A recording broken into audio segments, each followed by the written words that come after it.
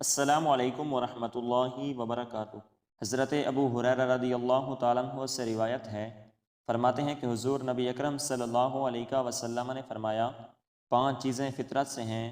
Number 1 مونچھیں کاٹنا، number 2 ناخن تراشنا، number 3 بغلوں کے بال اکھاڑنا، نمبر 4 زیر ناف بال مونڈنا، نمبر 5 ختنہ کروانا۔ حضرت سیدنا ابن عمر رضی اللہ تعالیٰ عنہما سے روایت ہے، فرماتے ہیں کہ حضور نبی اکرم صلی اللہ علیہ وسلم نے فرمایا، زیر ناف بال مونڈنا، ناخن تراشنا اور مونچھیں کاٹنا فطرت سے ہیں۔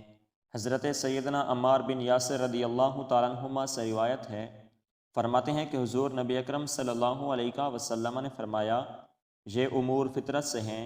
نمبر 1 کلی کرنا، نمبر 2 ناک میں پانی ڈال کر اس کو جھاڑنا، نمبر 3 مونچھیں کاٹنا، نمبر 4 مسواک کرنا، نمبر 5 ناخن تراشنا، نمبر 6 انگلیوں کے جوڑوں اور پوروں کو دھونا، نمبر 7 بغلوں کے بال اکھاڑنا، نمبر 8 زیر ناف بال مونڈنا، نمبر 9 ختنہ کروانا، اور نمبر 10 وضو کے بعد شرمگاہ پر پانی چھڑکنا۔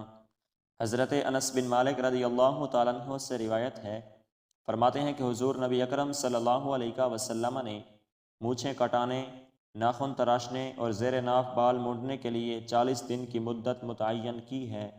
حضرت سیدنا زید بن ارقم رضی اللہ تعالیٰ عنہ سے روایت ہے، فرماتے ہیں کہ حضور نبی اکرم صلی اللہ علیہ وسلم نے فرمایا، جو اپنی مونچھیں نہیں کاٹتا وہ ہم میں سے نہیں ہے۔ حضرت سیدنا ابن عمر رضی اللہ تعالیٰ عنہما سے روایت ہے، فرماتے ہیں کہ حضور نبی اکرم صلی اللہ علیہ وسلم نے فرمایا، مونچھیں اچھی طرح منڈواؤ اور داڑھیاں بڑھاؤ۔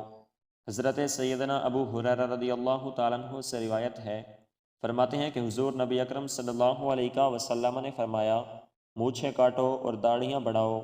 حضرت سیدنا ابو ہریرہ رضی اللہ تعالیٰ عنہ سے روایت ہے، فرماتے ہیں کہ حضور نبی اکرم صلی اللہ علیہ وسلم نے فرمایا، داڑھیاں بڑھاؤ، مونچھیں کٹاؤ اور اپنے سفید بالوں کو تبدیل کرو، اور اس طرح یہود و نصارہ کی مشابہت اختیار نہ کرو۔